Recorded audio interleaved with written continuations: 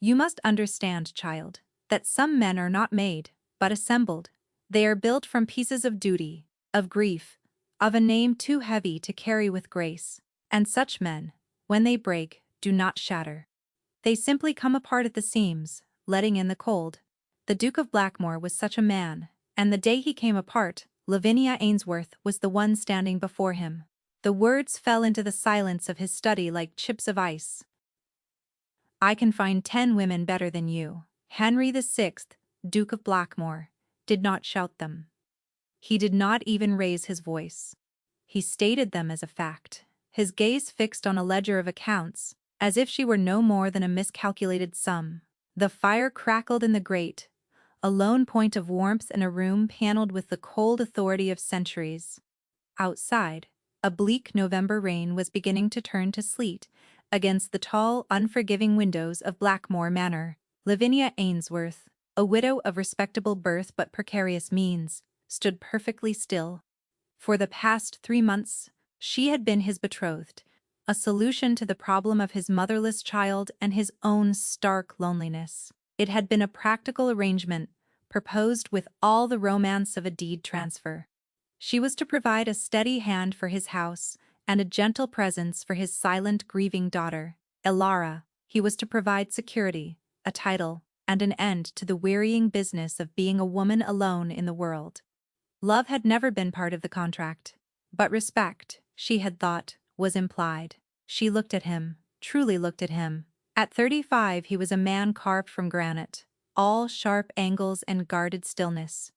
Grief had done that to him. The sudden death of his first wife, 2 years prior, had frozen him, and he had been handed his title so young that duty had long since crowded out any softer feeling.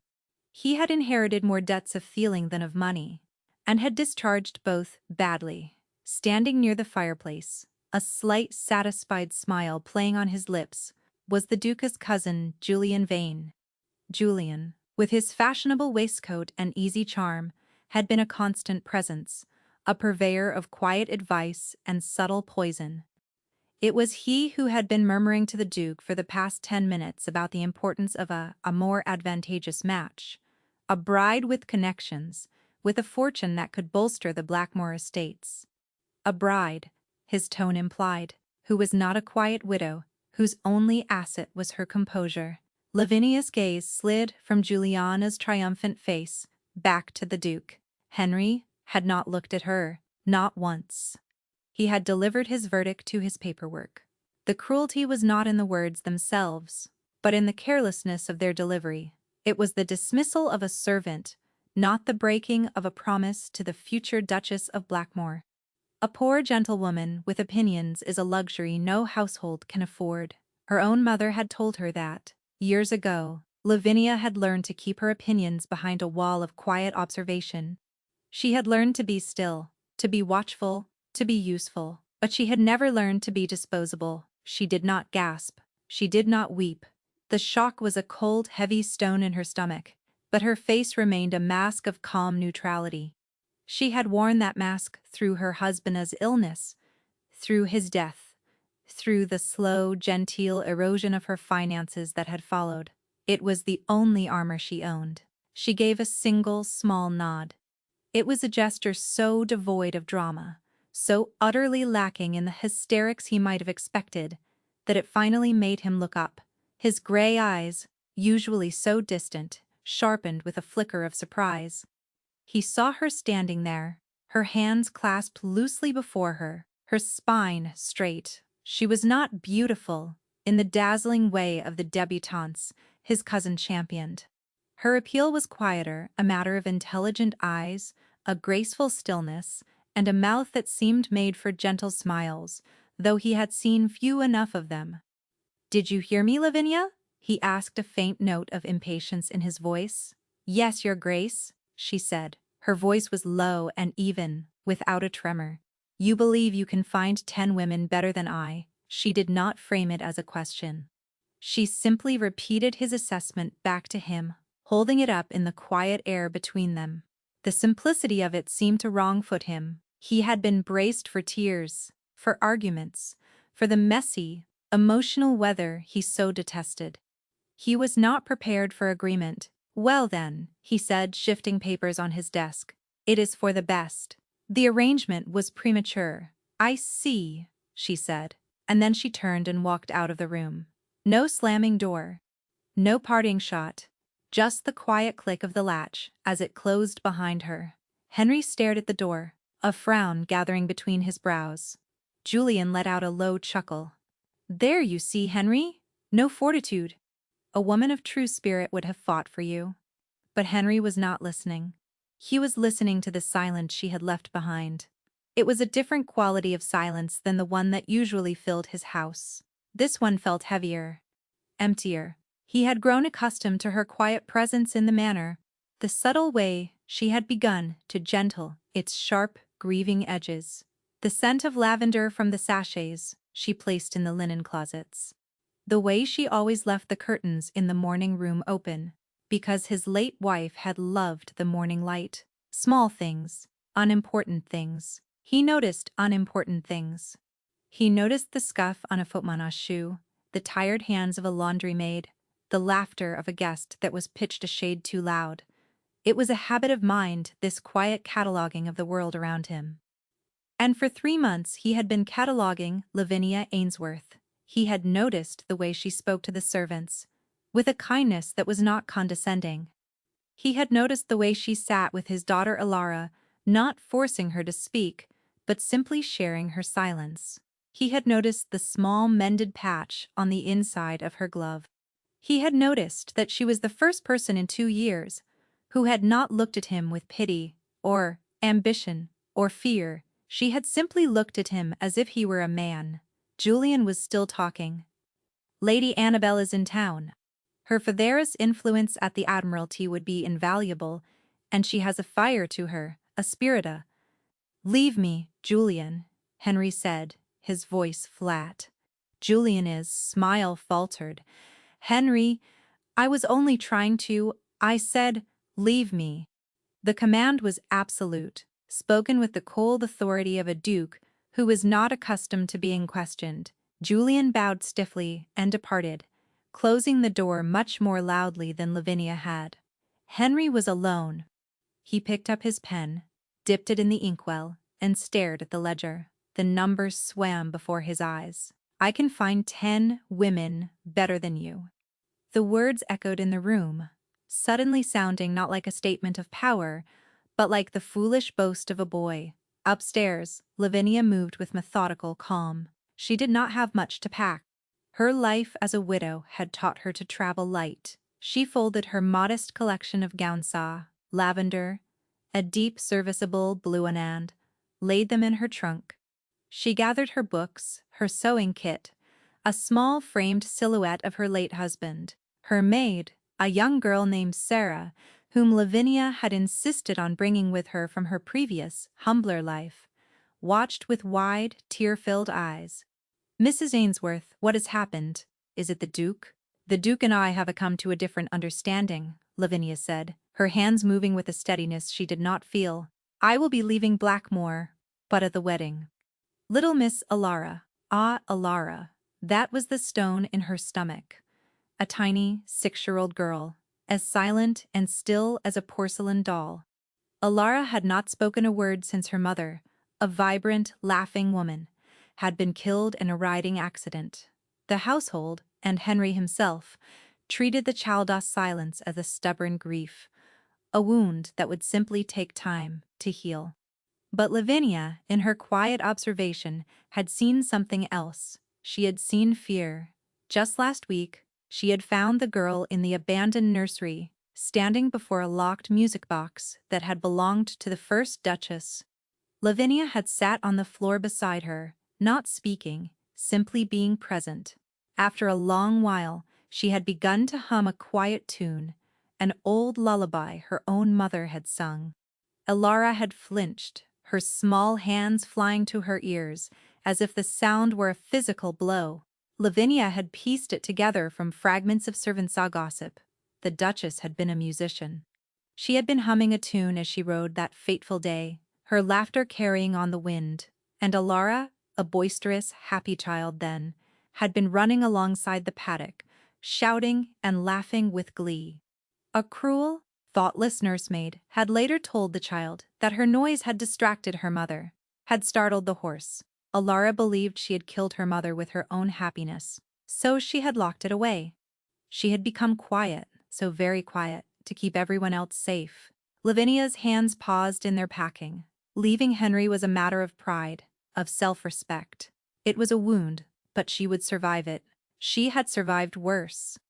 But leaving Alara felt like a betrayal. It felt like abandoning a small, shipwrecked soul on a desolate shore.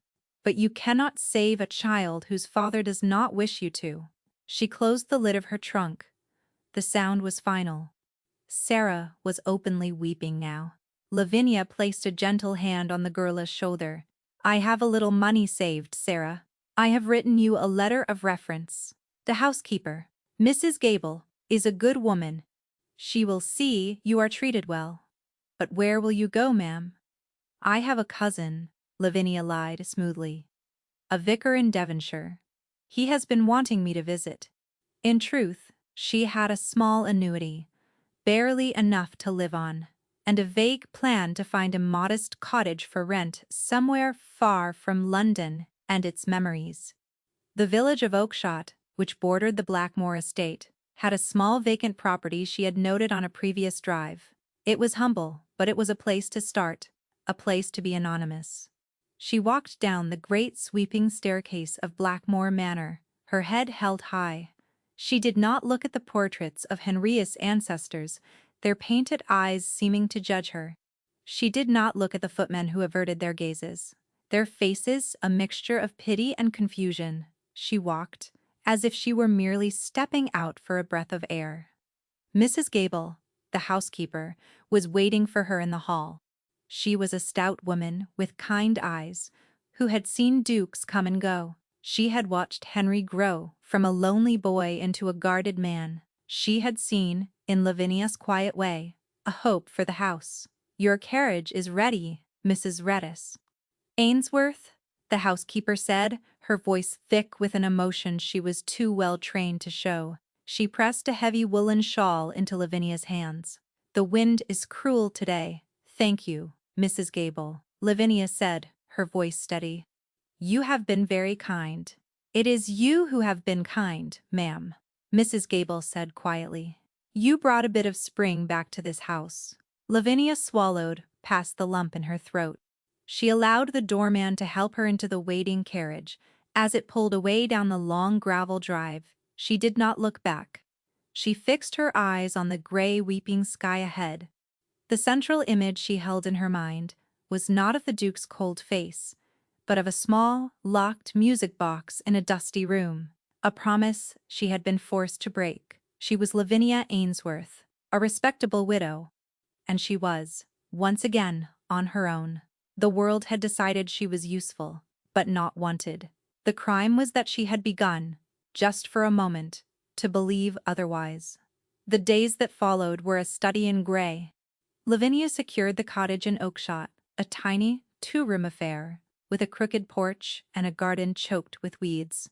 It stood at the edge of the village, overlooking the rolling fields of the Blackmore estate. From her front window, if she chose to look, she could see the distant spires of the manor. She chose not to look. She spent her first week in a flurry of practical activity, the best antidote she knew for a wounded heart.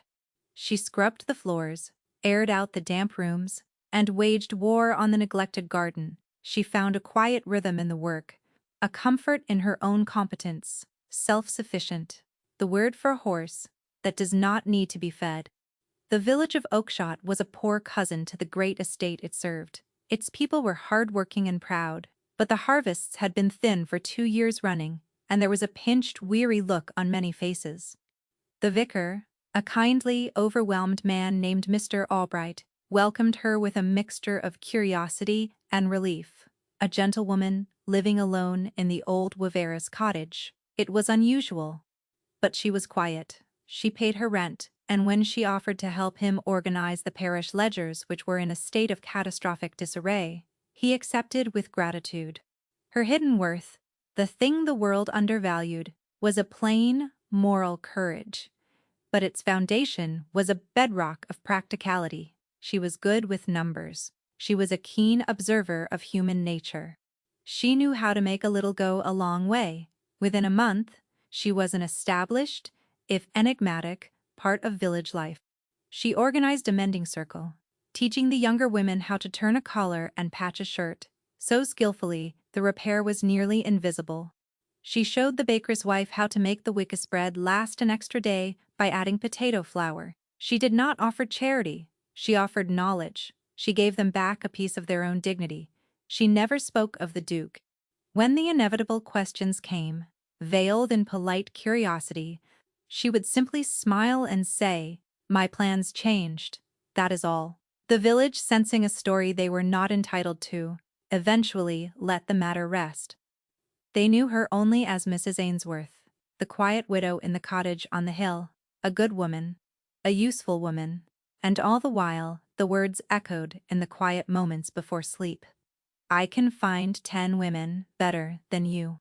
She would press her face into her pillow and tell herself it did not matter. It was the pronouncement of a man who did not know her, a man who would not allow himself to know anyone. It was his loss, not hers.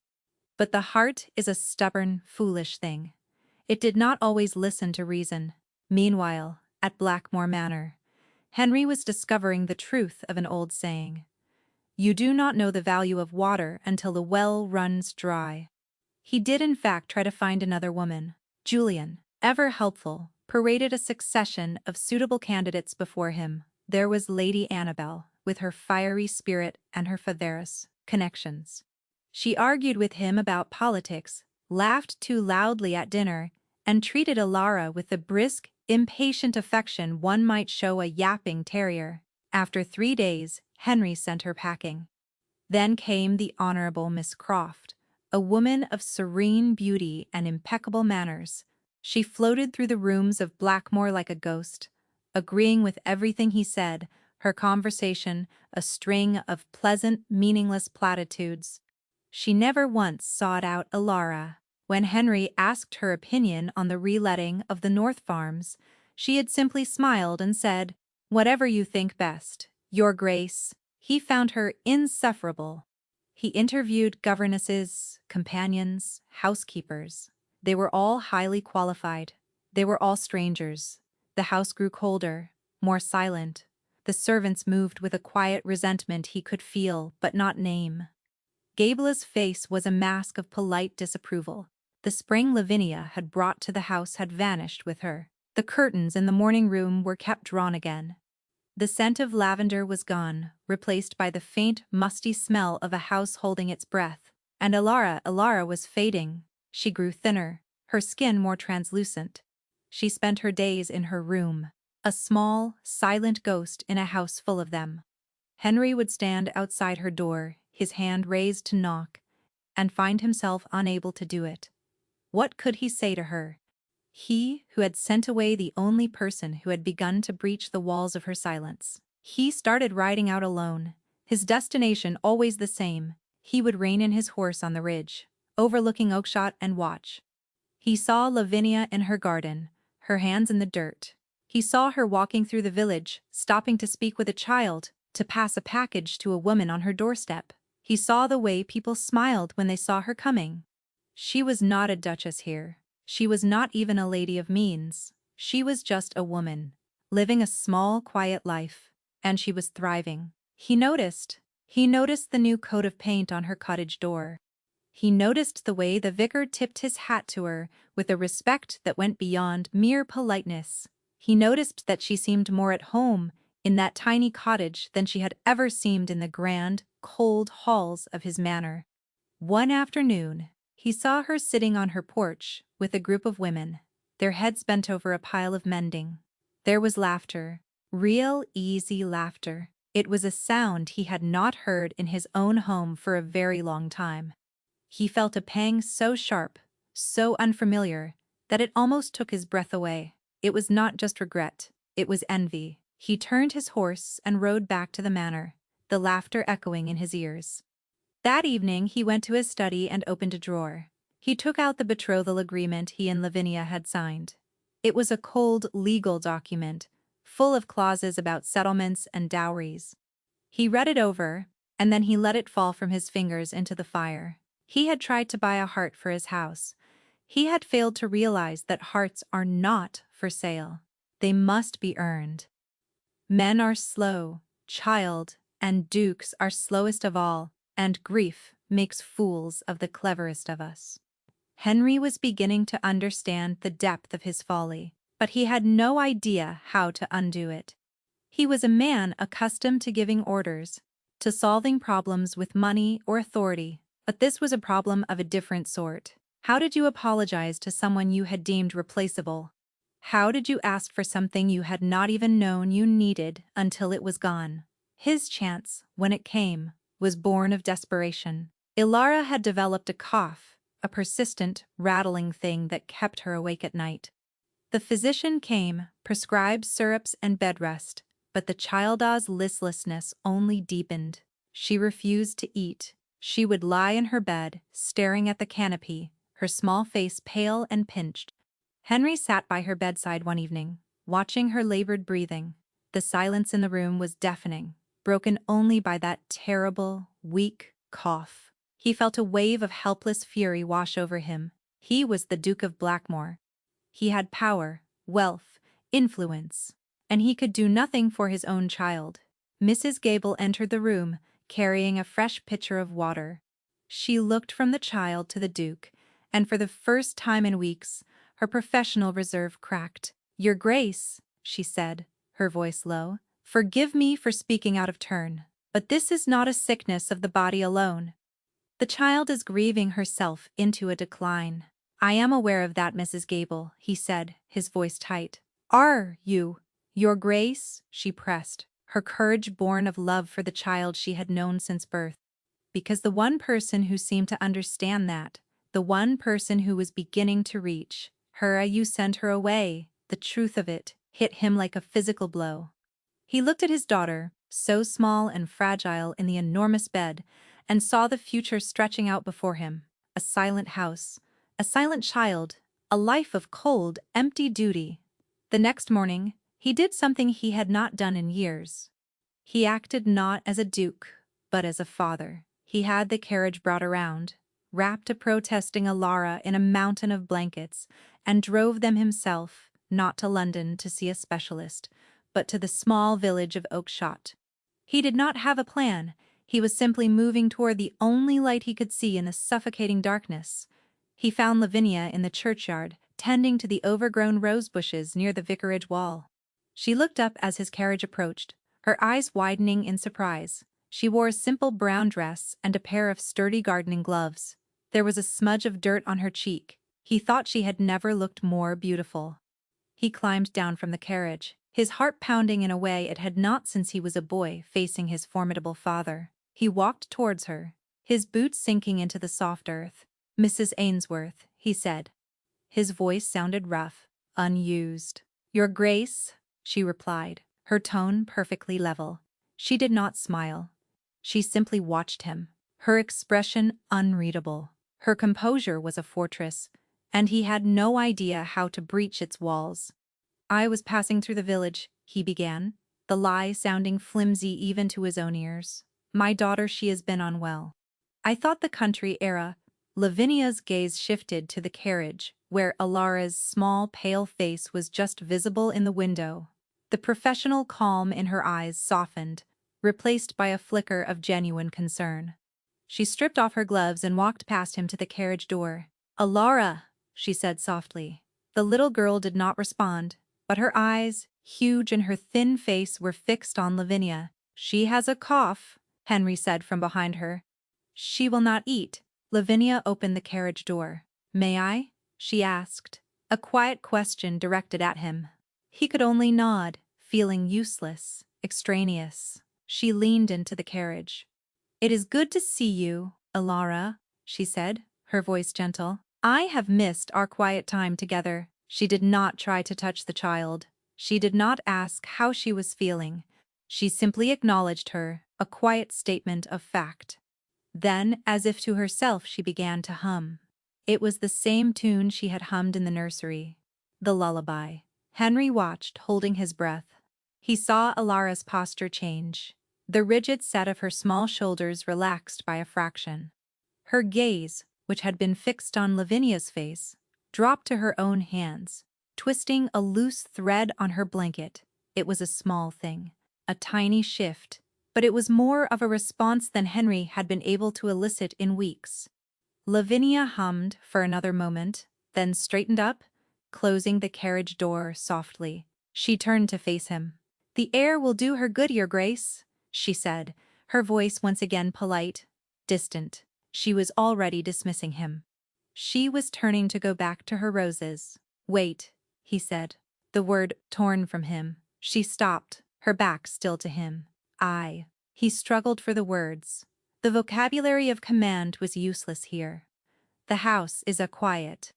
It was a clumsy, inadequate confession, but it was the truest thing he had said in months. Lavinia turned slowly to face him. She looked at him for a long moment, her intelligent eyes searching his face. He felt stripped bare, his ducal authority a useless cloak. He was just a man, standing in a churchyard, asking for help he did not deserve. "Silence can be a difficult guest to dislodge, Your Grace," she said. And then, with a small, polite nod, she walked away, leaving him standing alone by his carriage. He had come for a miracle. He had been given a polite platitude. And yet, as he drove away, he felt not defeat, but the first, terrifying flicker of hope. She had not shut him down completely. She had given him an opening, a sliver of a chance. The next day, he returned. This time, he left Alara in the carriage with her nurse and sought Lavinia out at her cottage. She was on her porch, mending a shirt.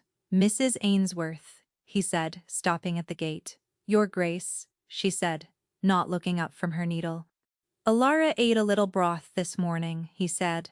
"I am glad to hear it."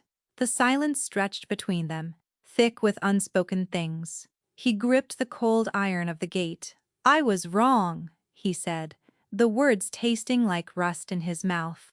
"What I said to you, in my study. It was a cruel and foolish thing to say." Her hands stilled. She looked up at him then, and for the first time he saw a flicker of the hurt he had caused her in the depths of her eyes.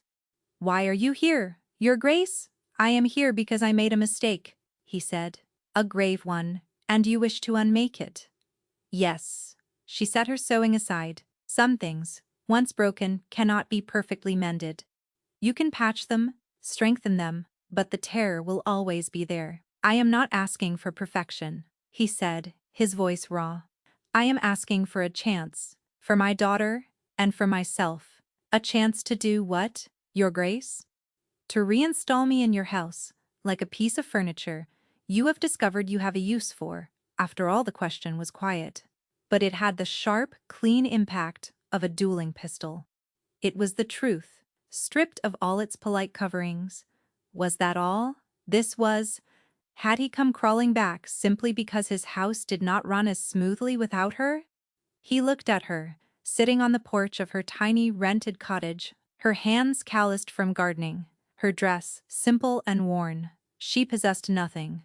He needed no fortune, no connections, no political influence. And yet, he realized with a jolt that shook him to his core, he needed her more than any of it. "No," he said, his voice quiet but firm. "I am here because I was a blind fool. I had a treasure in my hand, and I threw it away because I listened to the wrong counsel, and my own damnable pride. I did not know what I had until it was gone. I did not expect to care whether you stayed." She watched him, her expression still guarded. It was a start, but it was not enough. She had built a life here, a small, quiet, dignified life on her own terms. She would not trade it for another arrangement, another contract. "Alara needs you, Lavinia," he said, taking a step closer. He used her given name. It felt both strange and right on his tongue. "I believe you are the only one who can help her." "And what of you, Your Grace?" she asked, her voice soft. "Who helps you?" The question caught him off guard. No one had ever asked him that. He was the Duke. He was the one who helped others, who solved problems, who bore the weight of it all. The idea that he himself might need help was a foreign concept. He had no answer for her. He could only stand there exposed and silent, as the truth of her question settled over him. It was in that moment, as Henry stood speechless before her, that Julian Vane made his move. He had been watching the Duca's clumsy attempts at reconciliation with growing alarm. A restored engagement to the quiet, observant widow was a disaster for his own ambitions. Lavinia Ainsworth was not a woman he could manipulate. He needed a duchess who was indebted to him, a pliable ally. He needed Lavinia gone for good. A week later, a solicitor's clerk arrived at Blackmore Manor. He delivered a thick, beribboned document into Henriotte's hands. It was a formal petition to the courts. Julian Vane, citing his familial concern, and the Duca's manifest inability to provide a stable and nurturing environment, was suing for legal guardianship of Lady Alara.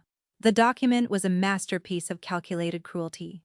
It detailed Alara's persistent silence, her failing health, and the emotional instability of her father, evidenced by his erratic behavior and the scandalous last-minute dissolution of his engagement to Mrs. Ainsworth. It painted Henry as a cold, neglectful father, lost in his own grief, and Lavinia as a fortune hunter who had been rightly dismissed. It requested an immediate hearing to remove the child from her father's care, before her health deteriorated further. Henry read the document twice, a cold dread seeping into his bones. Julian had used his own foolish words, his own prideful actions, as a weapon against him. He had laid a perfect trap, and Henry had walked right into it. The hearing was set for the end of the month. He had less than 3 weeks to prove he was a fit father, a task that suddenly seemed impossible. He knew, with a certainty that was absolute, that he could not face this alone. He rode to Oakshott as if the hounds of hell were at his heels. He did not stop at the gate this time. He strode up the path to Lavinia's cottage and hammered on the door. She opened it, her face calm, but her eyes widened at the look on his. "He is trying to take her from me," Henry said, without preamble. He thrust the legal document into her hands. "Julian, Hayes filed for guardianship." Lavinia's composure finally broke. A small gasp escaped her lips. She took the papers, her hands trembling slightly as she read. Her face grew pale as she absorbed the vicious, twisted narrative Julian had constructed. "He claim," she whispered, her eyes finding a specific line. That I was dismissed for improper conduct. He is a liar," Henry said, his voice a low growl. "He twisted everything. He is using my own stupidity against me." Against Alara. Lavinia looked up from the papers, her eyes blazing with a fire he had never seen there before. It was not the theatrical fire of Lady Annabel. It was the steady, white-hot flame of righteous fury. "He will not have her," she said. It was not a question or a hope. It was a declaration of war. In that moment, they were no longer a duke and a widow. They were two people, united by a single desperate purpose: to protect a child. "I need your help, Lavinia," he said, his voice stripped of all artifice. "I cannot do this without you." She looked at him, at the raw desperation in his eyes, and saw not a duke demanding aid, but a father terrified of losing his child. "Tell me everything," she said, her voice crisp and clear. "From the very beginning. I do not bargain with half a story." And so, in the tiny, humble sitting room of the Wiveras cottage, the Duke of Blackmore confessed. He told her about Juliana's constant whispers, his own grief-stricken paralysis, his fear of failing both his late wife's memory and his living daughter. He told her about the pressure of the title, the crushing loneliness of his position. He laid his soul bare, not as a romantic gesture, but as a soldier laying out his weapons before a trusted ally. Lavinia listened, her sharp mind piecing it all together. This was not just a custody battle. It was a character assassination. Juliana's case rested on the idea that Henry was cold and unstable, and that his household was in chaos. "Our first task," she said, when he had finished, "is to show that is a lie. The hearing is in 3 weeks." The court will send investigators before then, unannounced. Your house must be seen to be a place of warmth, order, and stability. A place where a child can heal, but it is not, he said bleakly. It is a tomb. Then we shall bring it back to life, she said, her chin set with determination. I will come back to Blackmore, your grace, not as your betrothed, not as a future duchess, but as a consultant to your household.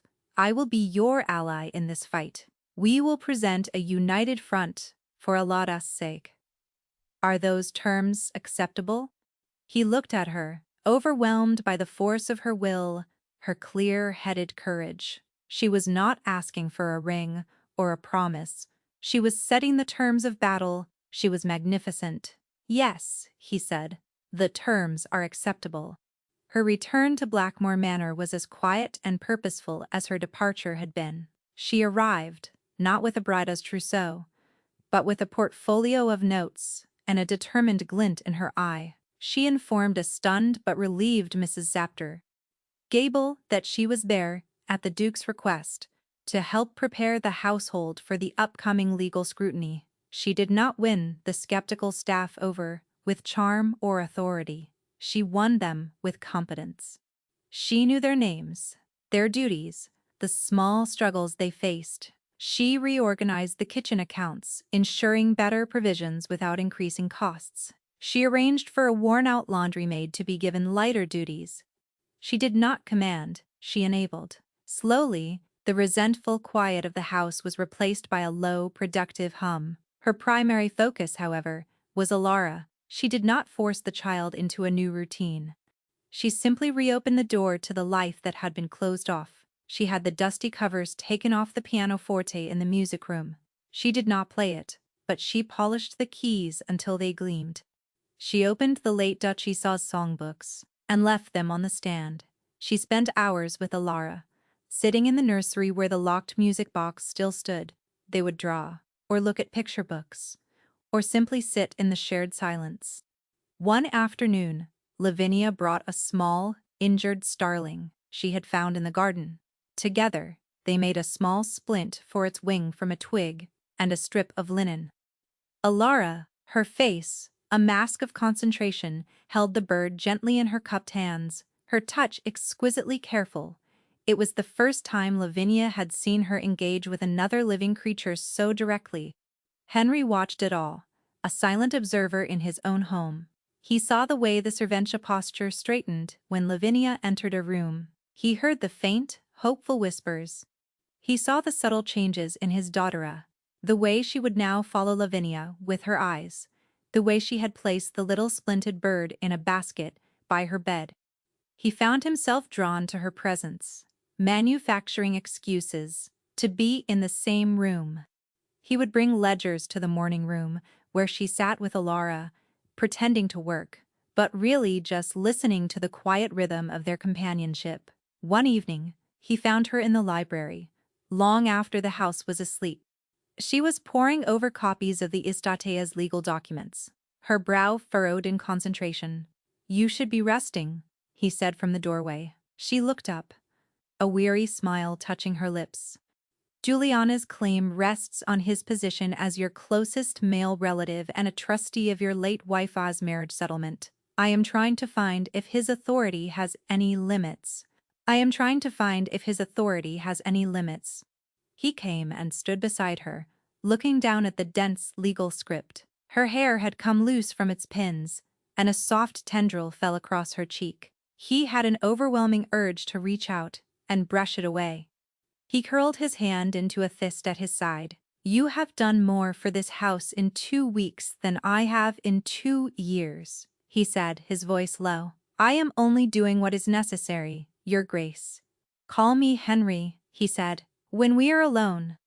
"Please." She looked up at him, her eyes searching his. "Henry," she said, testing the name.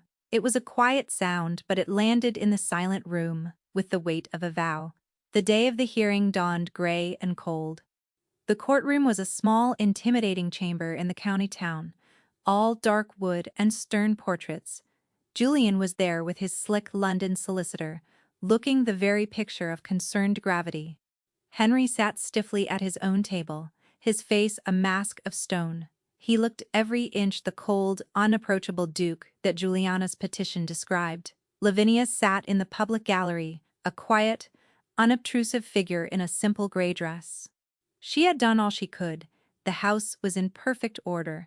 She had compiled a dossier for Henria's solicitor, detailing every improvement, every sign of Alara's slow re-engagement with the world. Now, it was in the hands of the law. Julian's solicitor was brilliant. He called witness after witness, who painted a picture of a grieving, neglectful father and a disordered, unhappy home. A former footman, dismissed for drinking, spoke of the Duke's temper. A London gossip columnist spoke of the scandalous broken engagement. When Henry himself was called to the stand, he was his own worst enemy. He answered questions stiffly, his grief and fear making him appear cold and defensive. It was a disaster. Finally, Juliana's solicitor called his last witness. "I call Mrs. Lavinia Ainsworth to the stand." A murmur went through the courtroom. This was the woman he had painted as a jilted fortune hunter. This would be the final nail in the coffin. Lavinia walked to the witness box, her heart pounding, but her expression serene. She took the oath, her voice clear and steady. The solicitor circled her like a shark. "Ainsworth, is it true that you were engaged to be married to the Duke of Blackmore?" "It is." "And is it true that he broke that engagement just weeks before the wedding?" "We came to a mutual decision that the marriage would not be suitable," she replied calmly. "A mutual decision?" the solicitor sneered. "Or were you, in fact, dismissed, sent away from the manor in disgrace?" "I was not dismissed," Lavinia said, her gaze steady. "I chose to leave." "You chose to leave. Why would any woman in your position choose to leave such an advantageous match?" Here it was, the moment to defend her own honor.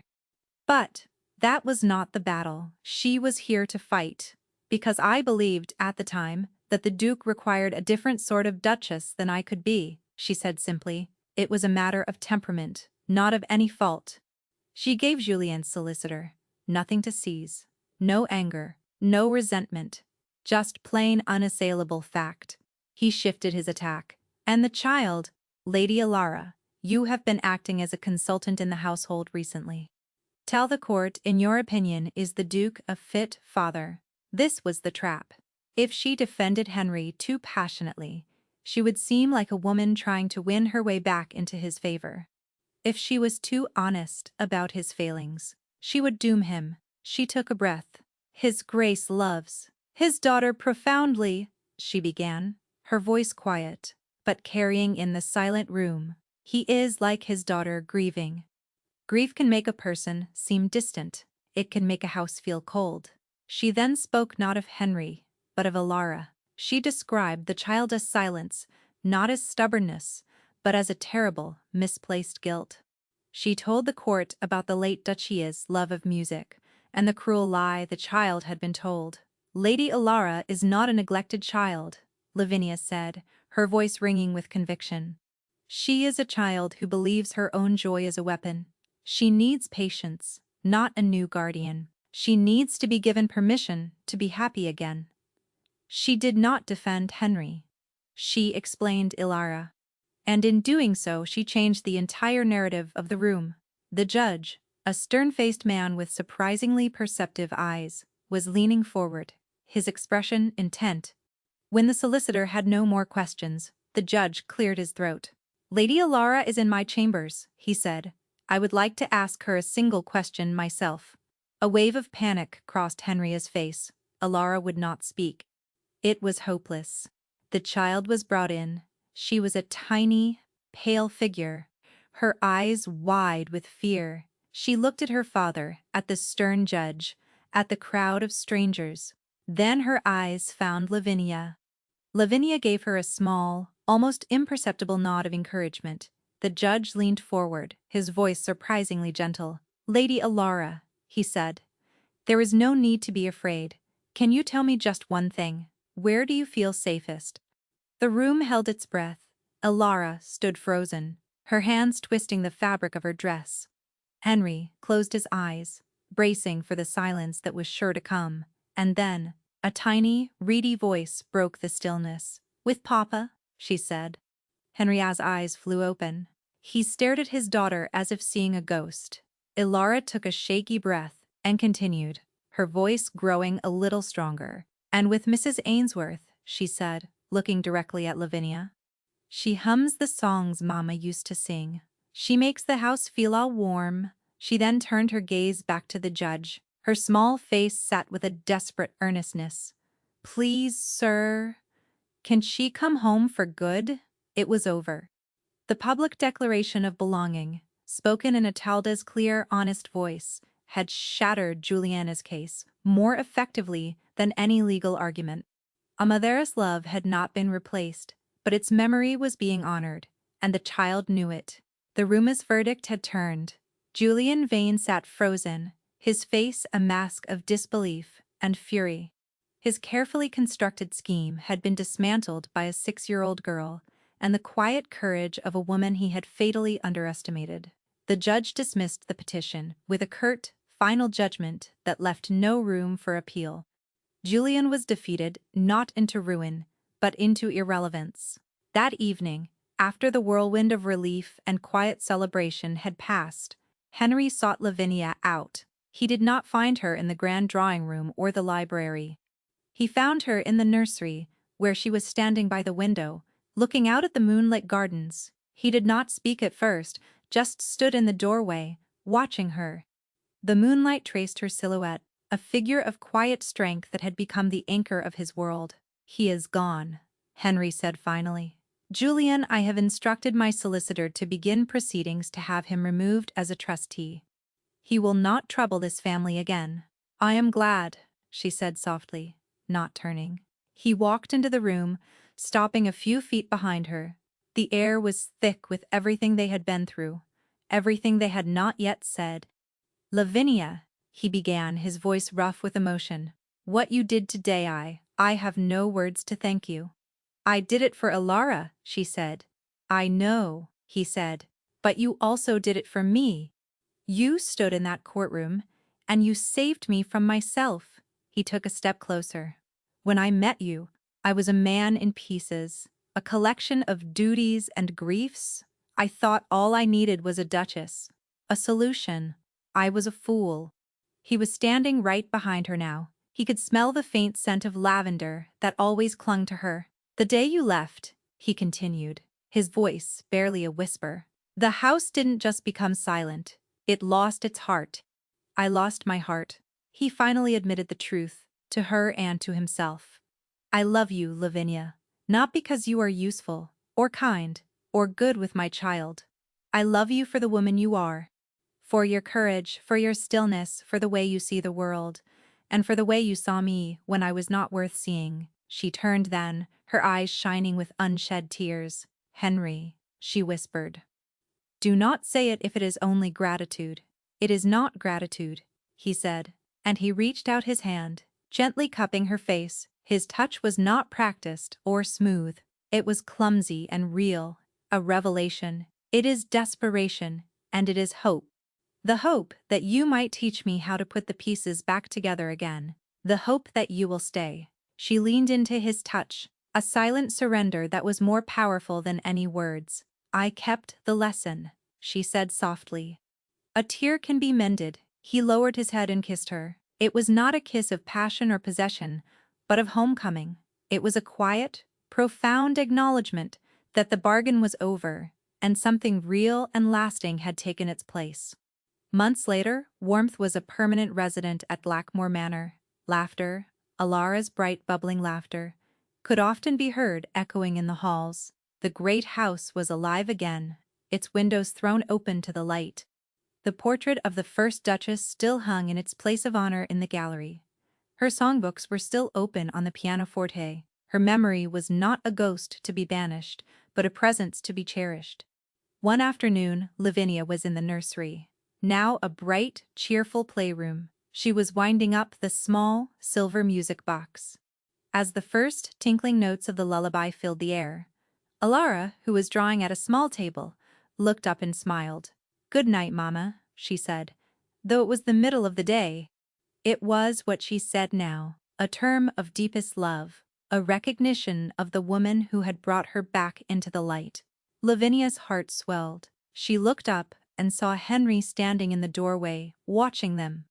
The guarded, cold man was gone, replaced by someone softer, warmer. He met her gaze across the room, his eyes full of a love so deep it needed no words. He walked to her side, his hand finding hers. She had become the woman who stayed.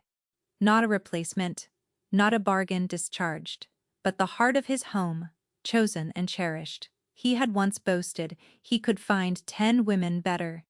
He had spent the rest of his life profoundly grateful that he had been so terribly, wonderfully wrong. And that, child, is the thing about men who are assembled from pieces. Sometimes, if they are very, very lucky, they find a woman with hands clever enough to stitch them back together, not as they were, but as they were always meant to be.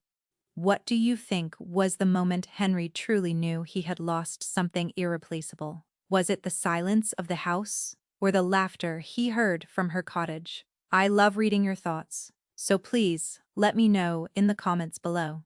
We would be so grateful if you would like this story, and subscribe to our channel for more tales of love and redemption. Let us know where you are watching from around the world. It brings us such joy to see how far our stories travel. We will have another story for you very soon.